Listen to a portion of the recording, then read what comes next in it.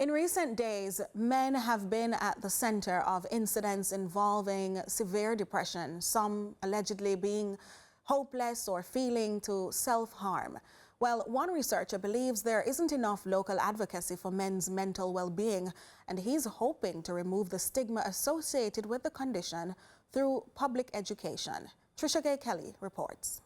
The level of depression in Jamaica is gradually increasing, with emphasis on the country's men, who now have a higher depression rate than females. Studies have shown that approximately 53% of Jamaican men experience mild, moderate, severe, or very severe depression. Researcher Dr. Paul Bourne says it's more common than many believe. What we need to understand clearly that depression does not mean you're sad now and you're out of it tomorrow. It's a prolonged psychological state that an individual in, and many times he or she is not even aware that they are going through this psychological change and that they sought help. Some men resort to domestic violence, substance abuse, and other harmful methods of coping. These, he says, are all symptoms of depression. There are many indicators of depression.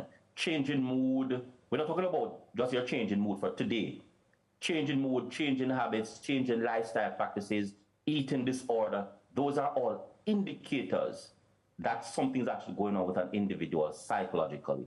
This means many men are fighting silent battles since most of them do not seek medical help. But the researcher explains this could be linked to the stigma attached to men and aspects of mental health. And not to show weaknesses. So what we need to start doing is redefining the space that men are able to now express themselves and deal with this issue relating to depression and how they are feeling. Because what they're doing, they're bottling up all of this inside. And we're going to like to see more cases of violence, including suicide and other vicious acts perpetrated by a male because they are bottling up all of this depression inside of them. Some of these battles, however, end tragically, with some men choosing to end their lives. On Tuesday, a 5-year-old toddler witnessed as his father hung himself at their home in Portmore, St. Catherine.